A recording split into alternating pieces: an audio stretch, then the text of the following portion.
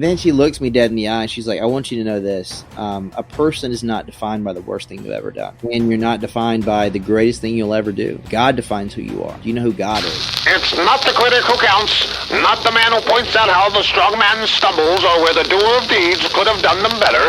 The credit belongs to the man who was actually in the arena, whose face is marked by dust and sweat and blood. Welcome to the Men in the Arena podcast, where we interview specialists in the realm of manhood. Each of our guests is an expert in their chosen field or cause as it relates to men. Our conviction is to call you into the arena of manhood, call you out of the faceless, nameless bleachers, and call you up to be the best version of you, because when a man gets it, everyone wins. Enjoy today's episode. Men in the Arena Army, we salute you. Hey guys, thanks for listening to this episode of the Men in the Arena podcast. I'm Jim Ramos, your host for today's show. Hey guys, I gotta tell you, this is a first for me. I am super excited about this guy that we have, our guest for this show. This guy was in the adult film industry for several years. That's not why I'm excited to have him on. I'm excited to have him on because after making 1,000 movies, he dropped out of the industry, fell in love, became a Christian, and he's a pastor today. Guys, I'm talking about a porn star turned pastor. Today we want to talk about overcoming shame from your past, an ex-porn star's perspective. I'm super excited about this episode today. And guys, before we jump into that, I want to jump into our man laws. Guys, remember, our man laws are supplied by you, our heroes. And when we use yours, we will send you some swag. So this week's man law is from Jeff Burgess. Jeff says, never pee facing upwind. And I'm going to add something to you from a hunter's perspective. Never pee facing downhill. There's nothing worse than urine on your boots, unless it's elk urine, of course. And so I just thought that was funny. Never pee. My dog, I had a dog years ago, Ruger, and he decided to pee on our Christmas lights. Well, he learned the hard way. Don't do that. So never pee near an electric fence. It really hurts. So, hey, Jeff, hit us up, and we will take care of you with some swag. And this week's hero story is from Josh. Really excited about this hero story. Josh is a 41-year-old father of 5 from Twin Falls, Idaho. He writes this, guys. I've been praying and looking for a group of Christian men to do life with, not the kind of men who coddle me, but who push me and sharpen me and say the hard things. That sounds like this kind of group. He sounds like he'd fit in great with our group. And he did. He says, I found what I was looking for with my virtual Men in the Arena group. Then he continues, you challenge me in many ways through your books and podcasts. You say it how it is. I respect you for saying the hard things that no one else has the guts to say. He had a different biological body part there. Anyway, I've been growing forward with the Lord as a father and a husband. Thank you for being a blessing. Josh, that is awesome. That is so awesome, man. Gosh, that's just great hearing your stories. Guys, if you have hero stories, man, you're the hero in this thing. You're the ones we want to put on display. Hit us up at info@meninthearena.org. We want to share what God is doing in your life. And to say thank you, we will send you some swag when you send us your physical address so we can mail the stuff to you. Guys, if you heard from that story that Josh had, go to our website, go to the homepage, click on Join Our Program Now. And guys, I'm telling you, you need to be in a small group. We have some phenomenal national team captains. These guys are all volunteers. You're going to love these guys. Sign up today. Hey guys, again, thanks for listening to the episode of this podcast. And guys, thank you so much for making Men in the Arena podcast Spotify's #1 Christian podcast for men. It's exciting to see that happening, what God's doing there. Guys, I'm excited about today's guest, Joshua Broome. He's 39 years old, married to his beautiful wife of almost 6 years, Hope.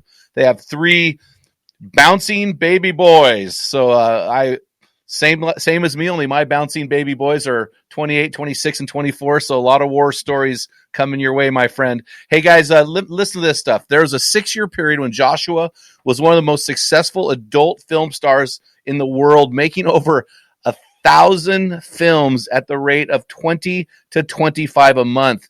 He became famous, rich, traveled the world, but discovered that none of those things filled the emptiness in his heart. So he quit the industry in 2012, soon after he gave his life to Jesus due to the influence of his bride, Hope. The redemption story of what God has done in this guy's life is one that every guy needs to hear. He's currently the pastor at Good News Baptist Church in Cedar Rapids, Iowa, travels around the country preaching his faith and doing a bunch of other things.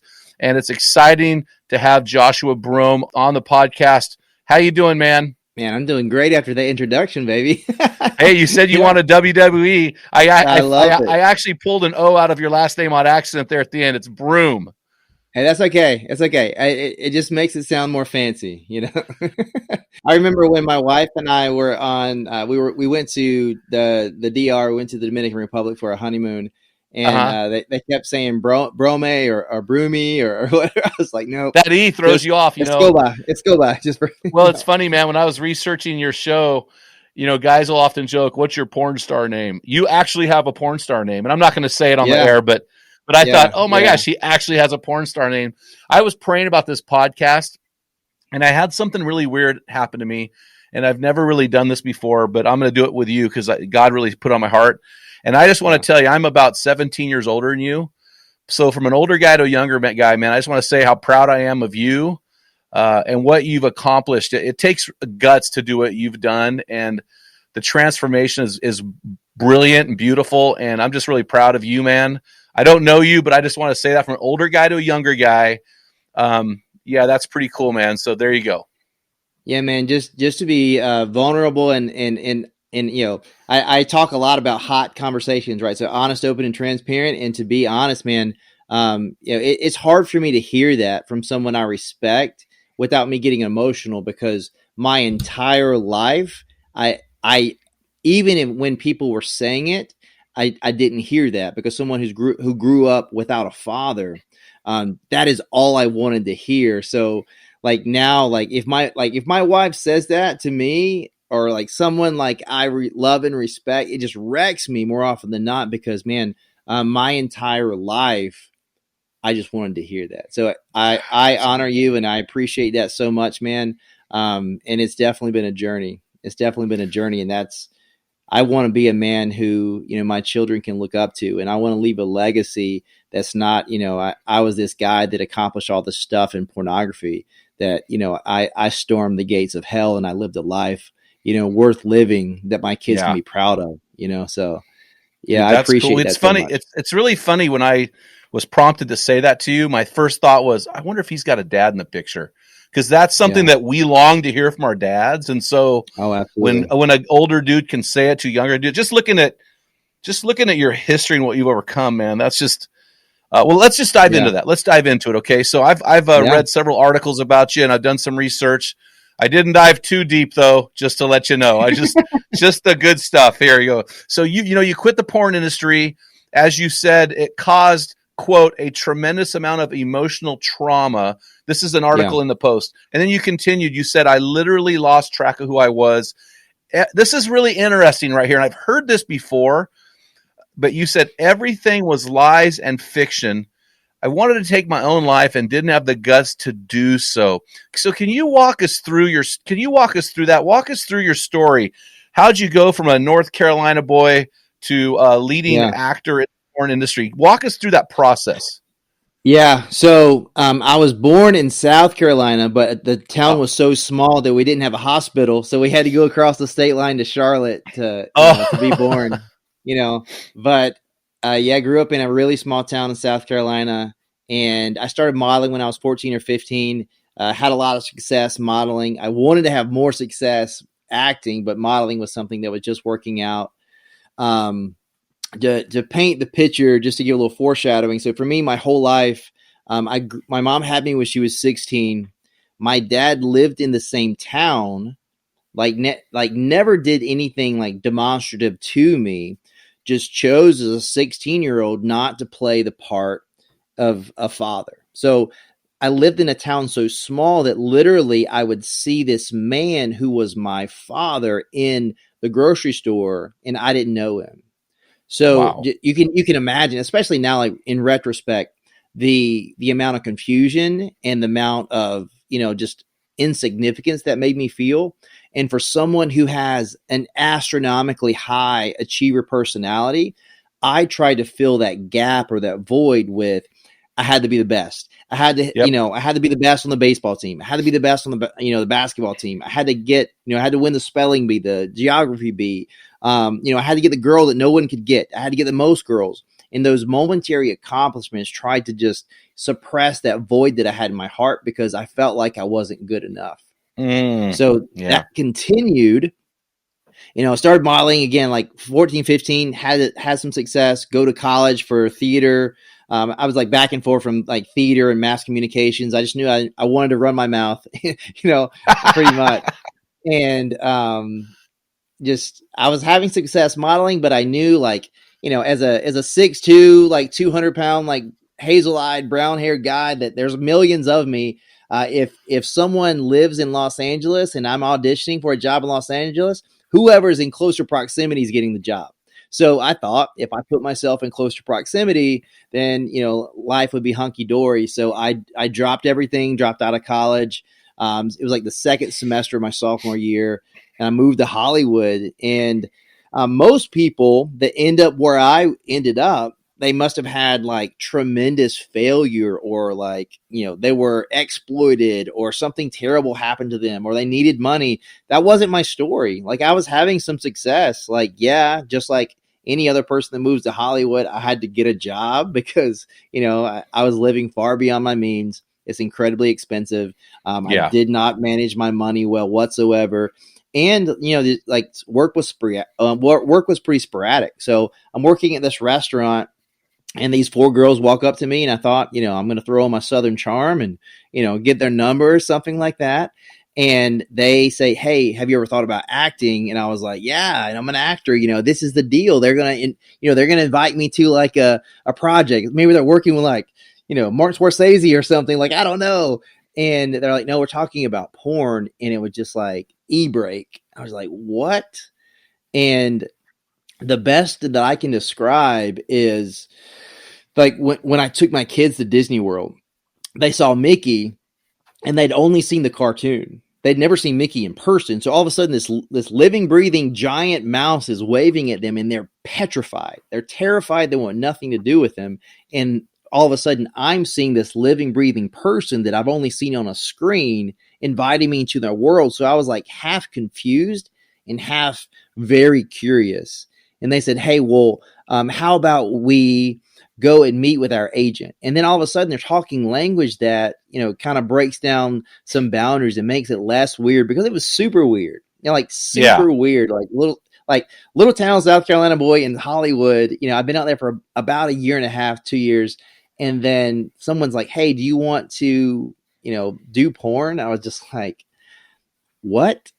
And I walk into this agency, and I thought it was going to be super sketchy. Like, I thought, I was going to walk into like a Motel 6, and there was going to be an old man like picking something out of his belly, but like super weird. But it wasn't weird. It wasn't. So I walk in, and it's in a business complex, and there's a private elevator, and the garage that I walked through to get to that private elevator had all the cars that I've never even seen before. And I go up this elevator, and I walk into this office, and there's this guy sitting there, double Windsor, tie, 3-piece suit. And he asked me a few questions in retrospect. Just very like, how can I manipulate this person? Hey, great to meet you. Could you tell me a little bit about yourself? Like, how did you grow up? Where are you from? Why are you here? And what do you want to accomplish? And it's like, I grew up with my mom. I'm out here to act and model, and I want to be famous. He's like, "Great. Awesome. Well, there's not a lot of guys that are good looking that's in the industry, and definitely not a lot that have acting ability. And that whole industry is shifting to these parodies in these big movies. And because you have acting experience, you can be the guy. So you'll be famous. You'll travel the world. You'll make all this money, and you'll get all these girls. It'll be amazing. Everyone will know your name," which is actually the opposite of what happened, because my name stopped to exist. So from that moment, I said yes to one film. I did it not really thinking that anything was going to come out of it. But what came out of it was just utter destruction of everything in my life that I'd built to that moment. Like the trust that I had with my mom, it wasn't destroyed, but it was definitely impaired. Within 2 weeks, I'm explaining, like, my mom heard through the grapevine that I did this thing. And then, I had representation from, modeling and acting. And all of a sudden I'm getting phone calls where that's an absolute breach of contract, as far as like how I represent myself. So I'm fired. My mom finds out I'm dating a girl at the restaurant that I'm working at. She's the nucleus of all of my friends, been there for a long time. She was a very successful like dancer, like in that like hip hop world, and like had been in like Britney videos and stuff. So all of a sudden, oh wow, everyone hates me. Everything that I was out there to do is gone. I've embarrassed my mom, and my mom's like not mad at me, but upset with me and disappointed. And I'm just like this cloud of like shame and guilt. My phone rings. It's the agent. Everything went great. Do you want to sign a contract? And I was in that moment where at that time, like I wasn't someone who had integrity. I wasn't someone who had, a lot of grit, so I was facing this opportunity where I could have took, picked my head up, dusted my shoulders off and said, okay, I screwed up. Let's figure something else out. That there's always a plan B. It's just going to take a lot of work to get there. Yeah. Instead, I took the easy way out because I believed, well, I've ruined my life. This is the only opportunity that I can take. So regardless of just who I am as a person, whatever I'm doing, for good or for bad, if it's eating chicken wings, if it's drinking beer, or if it's, playing, what I know a lot of people call it different, like hacky sack or whatever game it is, whatever capacity is in life, whatever it is, I'm all in. I'm going to win. I'm going to die trying. So it's like, okay, I'm going to be the biggest porn star in the world. That's just what I'm going to do. And I did, to a certain capacity where it was just like, okay, I have nothing else to do. So I've got nothing to lose. So let's just go for it. And that, wow. And strangely, like somehow that happened, over the next 6 years, I did over 1,000 movies. And what I didn't realize at the time is each and every scene, it just like, I gave a part of Joshua away. Like Joshua, like slowly was chipped away. And to your point earlier, it's like, kind of to make it light, the scene from Tropic Thunder is like, I was a dude playing a dude disguised as another dude, like that's who I was. Cause I was someone who had a fictitious name, doing something that had a fictitious tone to it. And it was never anything about me, so it was never truly me. It was a counterfeit version of me and a counterfeit version of my dream and a counterfeit version of sex. But it was never anything that at the end of the day, I was proud of, that like I've owned a few gyms in my life. And I remember the first gym that I opened, just building the rig, like putting it together. Like, I didn't have a dad growing up. I'm not super handy, but like building that rig, which took me hours and hours and hours. But like once I've drilled that last screw in the ground and like, put down the stall mats and everything and cut everything and look perfect. Like it didn't look perfect by any means, but for me, it was like, man, there was a sense of accomplishment. I felt proud of myself. Mm-hmm. There was never anything remotely close to that in that industry. Well, it's interesting because you talked about it being fictitious. You talked about it being a counterfeit version of sex. At the height of your career, you were doing 20 to 25 scenes a month. And then you said this in a CBN News quote. You said, and this was really powerful to me. It exposes something I think a lot of our guys need to hear. You said, it was never an intimate act. It was a business transaction that I needed to use drugs to be able to do. And then late in an interview with the Post, you also said that it was fiction. And so the danger to me, so we've had every guy out there who works with guys who have porn problems. We've had so many of those guys on our show. It's almost like, okay, we don't need another porn guy because they're saying the same things. But it's really important to hear. And one of the things to me is the objectification of a man's own wife. Yeah. When a guy's involved in watching porn, there's an objectification of her because he's fantasizing about things that people in the porn industry who make the movies call them fiction. So can you, I mean, you're a perspective that's different than any guy we've ever had on the show. Can you talk to us about this fictitious counterfeit view of sex that you actually were engaged in firsthand, yet isn't reality. I hope I can articulate that, but I want you to unpack the Yeah, I lie mean, in this for the guys. yeah, I mean, the reality is, so it's our, in that industry, it's your job to sell a lie. It's like if you watch The Matrix and you see like a cool fight scene, there's no way that you really believe that that's what it happened like that. There's hours of editing and cutting and CGI and stuff like that. It's not that much different in porn, because you're like, you see 20-25 minutes of footage, but the reality is there's two people that don't want to be there. I'm taking drugs, she's using lubricant. It's like there's a director telling you what to do.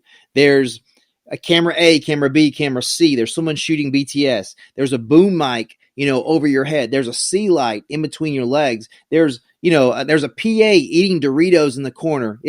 So you're objectified to a point. So I portray it like that, where like it's so far from like two people having sex. It's so far from that. Like, yes, it looks like that, but that's the point. That's the product you're buying. So you're not, like, you're consuming people. And when you treat people like products, you start to form a consumer mindset where I start to lose integrity as a person. I stop being a good friend, because if you can't do something for me, then why would we have a relationship? So like there's that part. And because it's counterfeit, so there's this study that this biologist won a Nobel Prize for. So it's called supernatural stimulus. And supernatural stimulus is this: he took butterflies and he studied the female, and then he made a fictional female butterfly, but he made it more vibrant, bigger, better. Then he put it in space, and then all the male butterflies went over after that, and all of a sudden they stopped mating, and all of a sudden the species stopped to exist, and all of a sudden the males started killing each other because they were angry. And when you chase after something that's not real, you'll become insatiable for it because you can never obtain it. So the fantasy that's being portrayed on that screen never was real to begin with. And if you're chasing after that, thinking that that is what sex is, that is what satisfaction is, you will be insatiable as well. And it will lead to you acting out, your mood changing, you treating people differently, you cutting corners in your job, you cutting corners with boundaries, because it blurs boundaries. It's like if I'm okay with doing this, then what's next? Because everything's a gateway to the next thing. Yes. Like if it's like, and if I'm working with, I have a health and fitness background. So it's like, if I have someone that's like, hey, I'm only going to have like one donut on this day. It's like, well, why? Like, the problem is the emotional relationship with food. It's not the donut, because at the end of the day, if you consume X amount of calories, you're going to stay the same. If you eat less than that, you're going to lose weight. If you eat more than that, you're going to gain weight. That's science, and that's real. But if I can't eat one donut without wanting 12, like, the issue is not the donut. The issue is how you see food, and like, are you consuming it on, is it a response to something bad happening in my day? Am I looking for comfort in that thing? And I think like that's what porn is so much. It's like, I'm looking to escape from reality, so I'm going to consume this product, and I'm looking for a feeling. But if you train your mind to consume that dopamine to cover up that thing, you'll never actually deal with the root of the problem, which is a multitude of things. Well, it's so cool knowing your story and hearing you speak, because most of the guys that speak against porn are guys who've recovered from the porn addiction. But you're speaking from the guy in the studio. And you said that it's mood changing. And so I want to turn the corner here a little bit, because you had said in an interview, you said, quote, I had all the sex I could have ever imagined, but once I had it all, my life fell apart, because it amplified the sorrow and emptiness I always felt inside. So you were living what a lot of guys outside the church would think is the American dream. You had money, fame, all the sex you wanted, beautiful women, but then your life fell apart. So what was the lie in that you discovered during that season? Yeah, I mean, it's the lie that we all believe, playing the comparison game. If I had that home, I would be happy. If I had that car, I would be happy. If I was not single, I would be happy. And I believe the lie that, I'm a statistics guy. So it's like once, tracking everything, it's like once I eclipsed $1 million, I would be happy. Once I walked into the Louvre and had the money to go on a private tour in the Louvre Museum, like I would be happy. And then it got to like, okay, I've been nominated for Performer of the Year 3 times. Once I win it, I'm the guy, I'm the best. I will feel satisfaction. I will feel happy. And when I won it and it didn't work, that's when my life fell apart. Because if you ask anyone, like saying, man, if I had $1 million, I would be happy. Sure, you're gonna feel happy in that moment when I give it to you, but then when you lay your head down the pillow, all your problems are still there. Yeah. So for me, that's so so good. for me, like when I won the award, it crushed me because it didn't fill the gap. It broadened it. So all of a sudden, everything that I thought was going to go away was amplified because the last thing on my checklist didn't work. Because I had all the money, I had all the girls, I traveled to literally anywhere I've ever wanted to go. It's like I want to surf, in Costa Rica. I want to, do this. I want to do that. And I did all those things, and yet here I am, just on my face, crying out to the God that I really didn't know, saying, I want to die because my life is so terrible. And I believed very much so. And this is the reality for people in that business. You believe you are what you did, and you believe the lie that there's nothing else that you can do. You believe like, I'm a prostitute. My worth is indicative of me selling myself for sex. And that is who I am. So what worth, what value do I have into the world? If you asked me, 10, 11 years ago, will you ever be a father? Will you ever be a husband? Will you ever contribute in any capacity? No, because I believed I didn't know how. I wasn't good enough, and no one valued me. And what value do I have to contribute in any capacity? It's like, I'm a prostitute. That is who I am. That is what I do. That is my now, my future, and my end. So that was the trap that I'd fell into. Well, it's interesting. You talked about after you'd have these scenes just to go take a shower because you felt dirty, and there was a shame and guilt attached to the things that you were doing. But then Hope came along. Tell us about Hope. What a brilliant name for a guy in your position. Yeah, God it was knows. Actually the Trinity. It was funny because it was the Trinity of Hope in somewhat. So about 2 years after I left the industry, I was like, what can I do? I'm like, well, I got, on a one-off, I got a personal training certification. And I was like, that's literally the only other thing I can do. It's like, I don't want to be on camera. No one's going to hire me to do anything like that, like with any validity. What experience do I have? It's like, okay, personal training, that's it. So I applied to every gym in the vicinity of where my mother lived. And I found myself in Raleigh, North Carolina, working at a gym. Again, same mindsets. Like, yes, I'm cleaning bathrooms right now. I'm out like cleaning up the parking lot, but it doesn't matter. Whatever I got to do, I'm going to be the best. And within 2 years, I'm in management at the gym. And so there at that gym, I asked this girl on a date. She says no, which intrigued me. Actually, I was like, awesome. I was like, this makes me want her more. And the first rejection ever. Like not far from true, but I was just like, and I'm like, okay. She's like, well, do you want to go for a run? I'm like, man, I just want to like bench press and do power cleans and like sprint and like stuff like that. Like, I want no part of running a 5K or whatever you wanting to do. But preach it, brother. I will do it. I will do it. There you go. Time with you. And so we meet at this park, and we're going to go for this run. And I'm sitting there, and Jim, to this point, I had lied to everyone I had met since I left the industry. Because when I left the industry, I covered up my tattoos. Ironically, I had a Celtic cross on my arm. The irony in that, so heavy. But I covered that up with like this.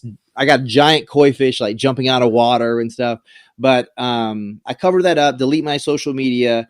and believe that I'm just going to sweep it under the rug. And then people start asking, and I keep getting found out. I lie, I get found out. I lie, I get found out. And that goes on and on and on. It hurt tons of people.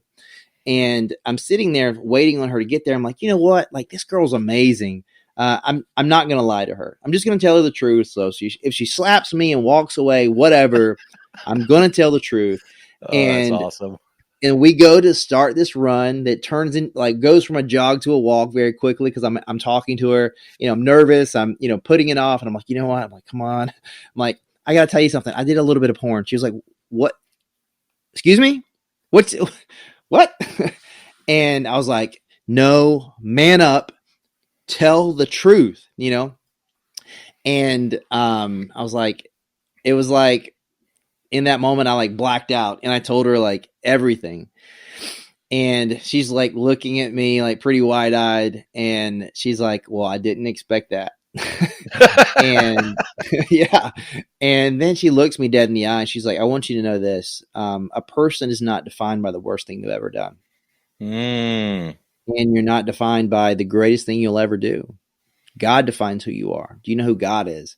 And I was like, yeah, because I went into, because I mean, I think this will speak to a lot of people. This is, for guys and girls. You often are never your most authentic self when you meet someone. You are your first date self, I like to call it. So I'm not going to be me. I'm going to be the version of me that I believe you're going to like. Because whoever you want me to be, I'm going to be that, because I want to convey something to you that gets you interested in me. So you want me to be Christian? Great. Awesome. Yes. I believe God exists.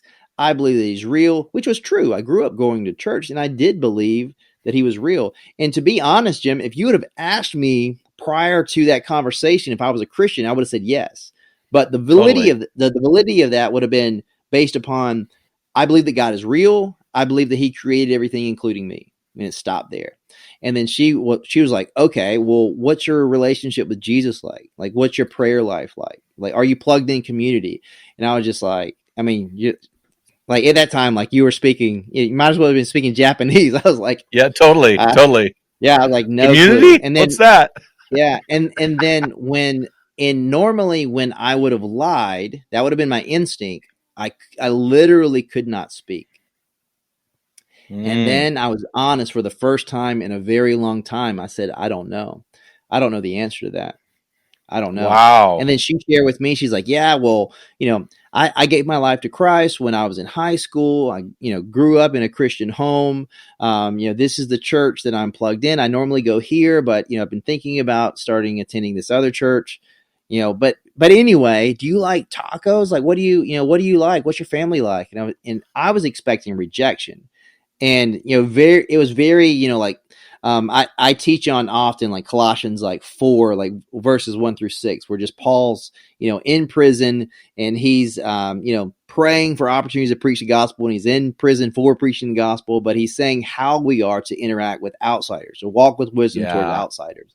And our speech needs to be, gracious and seasoned with salt. So we might know how we ought to answer each person. And the way that she responded to my confession, it actually broke down boundaries and cultivated curiosity in me. So later on in that week, after we've been texting like, little high schoolers, she said, hey, do you want to go to church? I was like, absolutely yes, because whatever that is in you that caused you to respond to that, I want some of that. And man, I kind of want to know more. And we went to church the next week, and to the irony, it's like, we went to this church, Hope Community Church, where I found hope in Christ, and my wife's name is Hope. Hope. That's cool. Well, the cool thing in your story to me is you swung completely the other way. Like God just brought you over. I would think that a guy with your history would have a lot of guilt and shame in their life with their past. Most women don't wake up. Most Christian women don't pray for a recovering porn star to marry. They want a virgin, right? So obviously there's some stuff that she had to come to accept. But you said this, and I thought this was so powerful in an interview. You said, I built a life I can be proud of. And when I lie my head on my pillow at night, I'm not ashamed and I don't feel guilty. Then you continued Yeah. and you quote your wife here. I didn't realize this, but you said you can allow your past to own you, or you can take control and own your past. And one of the quotes I quote with guys more than I quote 2 quotes to guys all the time. Philippians 4:6 about anxiety and worry. Yeah. And then the other one I just quoted to a guy last week, Romans 8:1. There is no condemnation for those who are in Christ Jesus. So talk to us about overcoming shame and guilt. Yeah. I mean, for me, it's like the first Bible that I had, like on the bottom of it, 2 Corinthians 5:17. So like that old person is dead. So the person that you see, articulating these things to you, it is not that person. That person is dead, and I'm a new creation. I have a new heart and a new purpose, and I've been redeemed in Christ. So, like the thing about with my wife, so a lot of people are like, "Man, how do you guys have this relationship?" Well, the reality is, like, I was 2 years removed from that industry. She's never watched porn, and it just sounded like something. It's like, I used to tightrope walk in Japan or something. It's like completely like out there, like beyond her comprehension. And also like she's like, I was not a Christian for a week that she knew me. So it's like she never knew me as that person. She only knew me like someone who was lost, then found, and then immediately on fire for Jesus. So like that's why our dynamic is weird. But obviously she's had her her unique just so many things. I mean, I could go on and on with people who, social media, full of antagonistic people who want to get reactions out of you and do hateful things. I mean, when we were pregnant for the first time, we announced on Facebook that like it's a boy, and on the same day someone created a mirror account of me and sent pornographic images to every single person on my friends list. So including my wife, her family, my family, everyone at the church that we were, a part of. I was literally in the interview process to be on staff at a church for the first time. So I was in an internship process for about 4 years, but at this point, like I had applied for a job, and like that, like I don't know for certain if that was the thing that broke the camel's, the straw that broke the camel's back, but very, very soon after that, you not at this time, sir, but yeah, there's like countless times, stuff like that has happened. Like we used to own a gym, and, I have to, like, as soon as I open an account of any kind, it's like, I'm all over the privacy settings because people are trying to post things. But yeah, like that's something that she's had to deal with. And obviously, we have a unique challenge in like, what kind of conversation will we have with our children? But to the point that you were saying, it's like, man, if I choose to live my life while owning my mistakes and using them, very like Genesis 50:20, like the thing that tried to destroy me, I'm repurposing, with God's redemption and aiming it back at the industry. I mean, there's nothing that you can say like, oh, like someone the other day like sent my wife a message and was like, "Did you know that your husband, used to do X, Y, and Z?" She's like, "No, had no idea."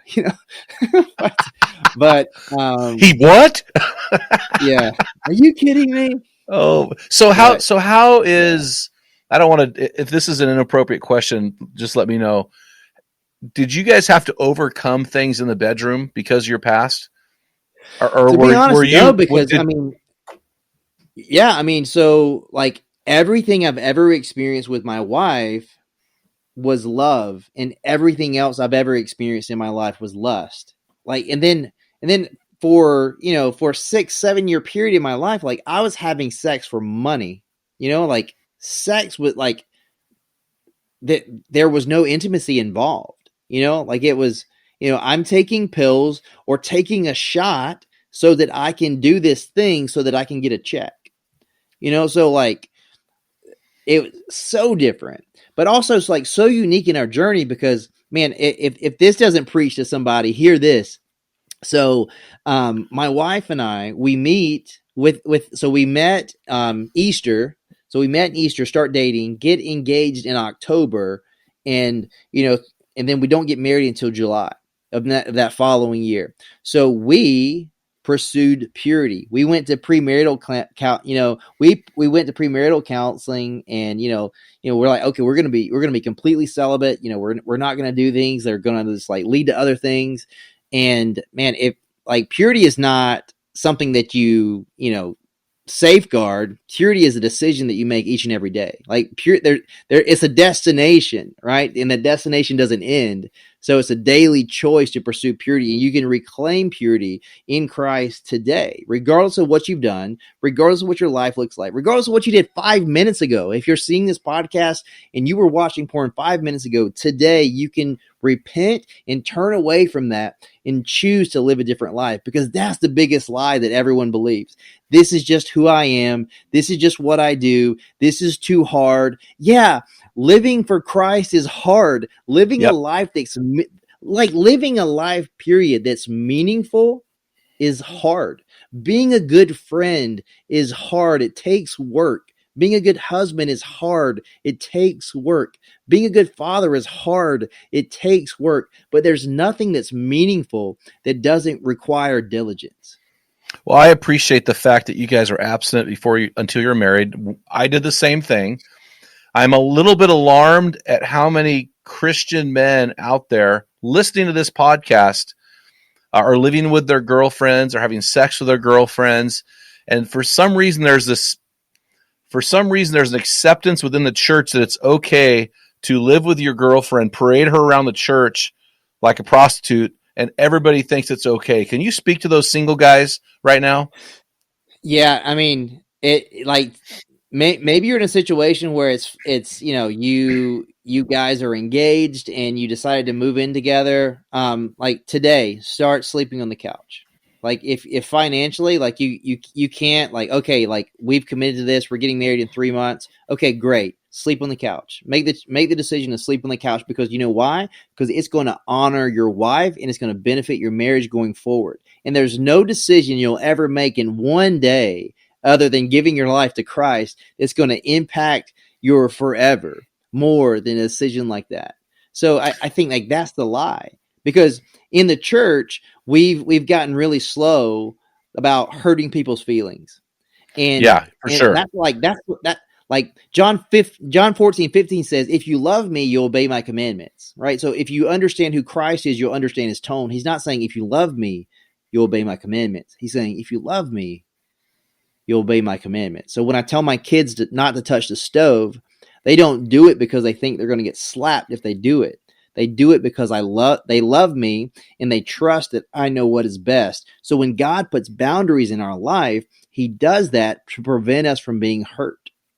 And there's so many things that, like, man, just for me, like getting out of that industry, I had no idea how socially awkward and so, just socially was like unequipped I was. Because if you ask me a question about something, I could talk all day. Or if we're just having dinner and going to a movie and consuming.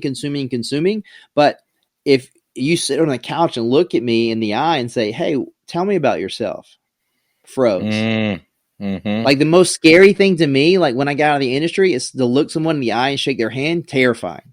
Have sex in front of 10,000 people? No problem. Do that without blinking.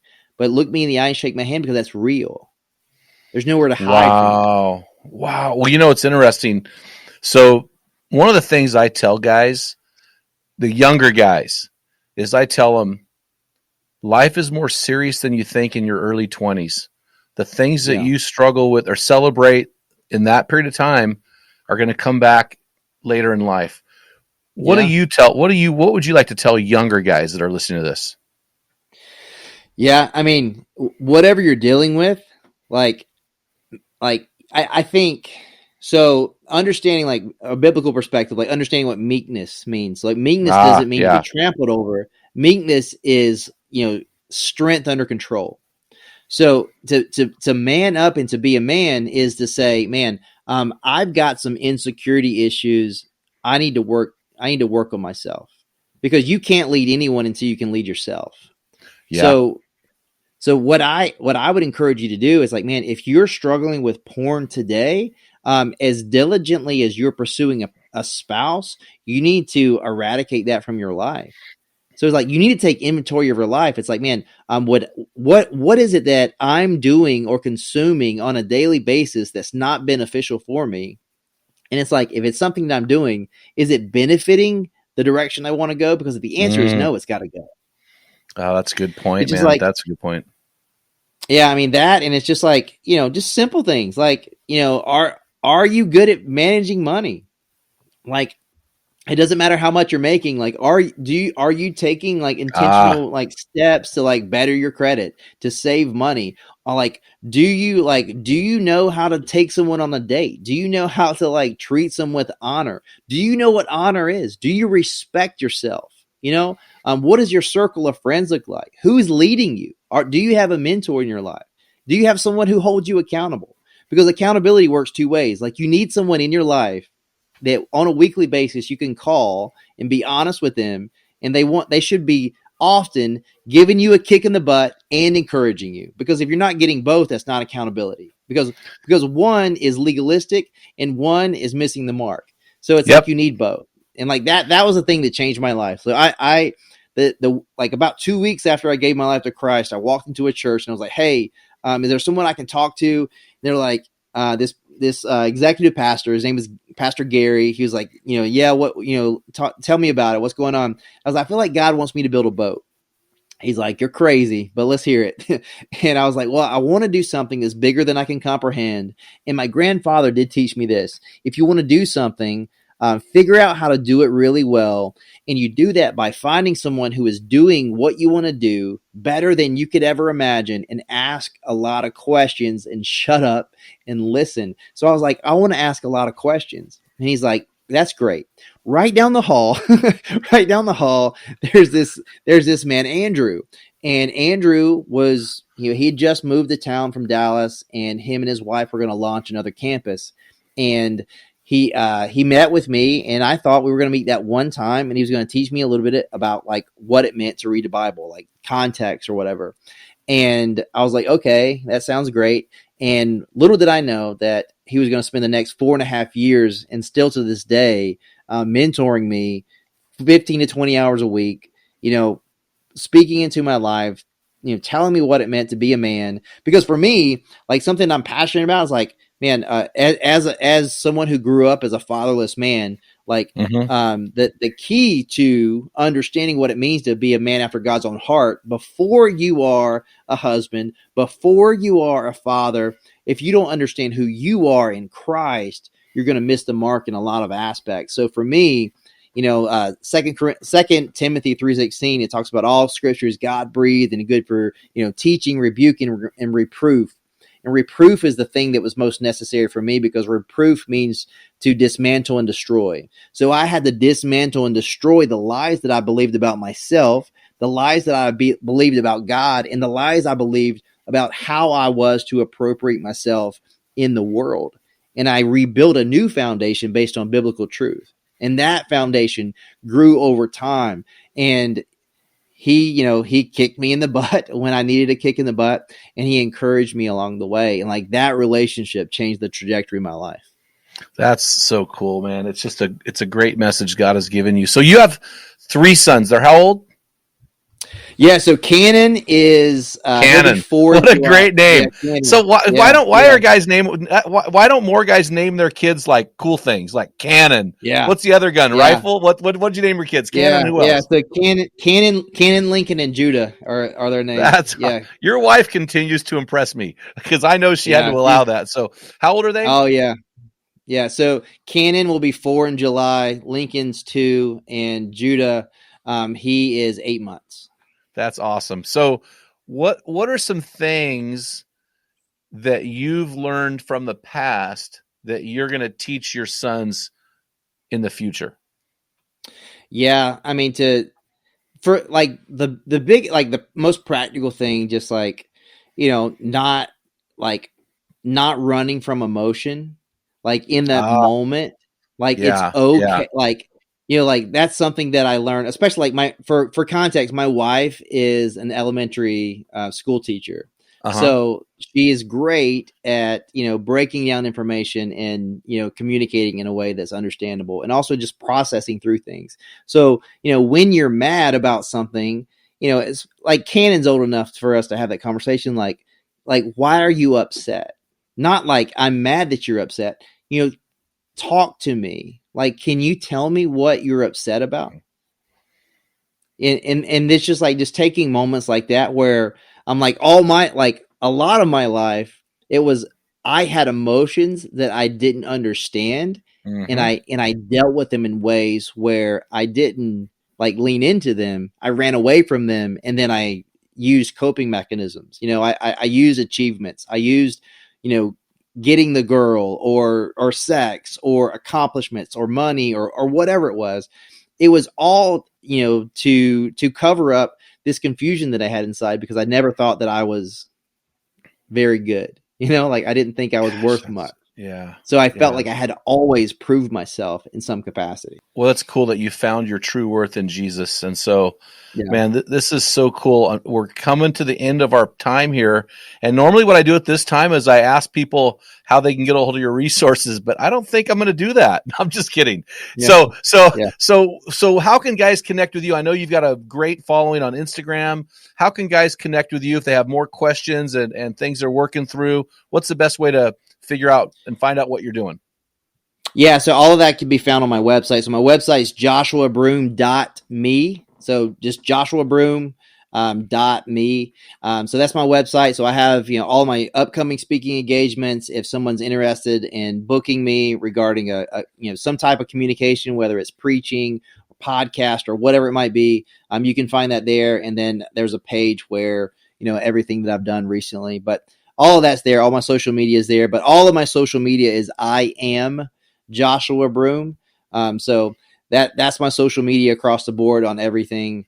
And, but the website's the best place to get in contact with me. Well, what's funny is, I appreciate, because I follow you on social media. So I am Joshua Broome. It's almost, I love what that says, because it's saying to the world, here I am, baby. I'm going to expose myself figuratively to the world, and I'm going to be my authentic self.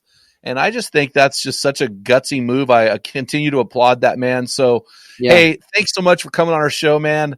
I look forward to getting you on soon and discussing some other stuff. We're going to have a great time. But, hey, I want to get boots on the ground, Josh. And before we leave, I want to get boots on the ground. And I bet I've said this on at least a dozen episodes before. And, Dale, I'm going to need your help. So, guys, I have Covenant Eyes on every device I own. Dale did some fancy thing when I got my new computer. Well, every time I get a computer, and I don't even think I can look at porn. I mean, you put some kind of weird filter on there, right? You can. Or did you just tell me that? But I don't know. But I will find out, and your wife will get a notification and a sweet screenshot of what you're looking at. On Covenant Eyes. Yeah. But you also did something to the computer. So here's the boots on the ground, guys. Listen, guys. You know what you call a smartphone that is unprotected in the hands of a man? A dumb guy. Smartphone unprotected in the hands of a guy is a dumb guy.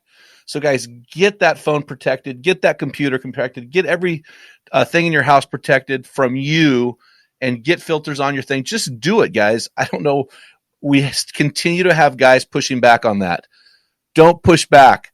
It's money well worth your effort. Guys, if you have any more questions, hit up Joshua at I am Joshua Broome. You can check out his website.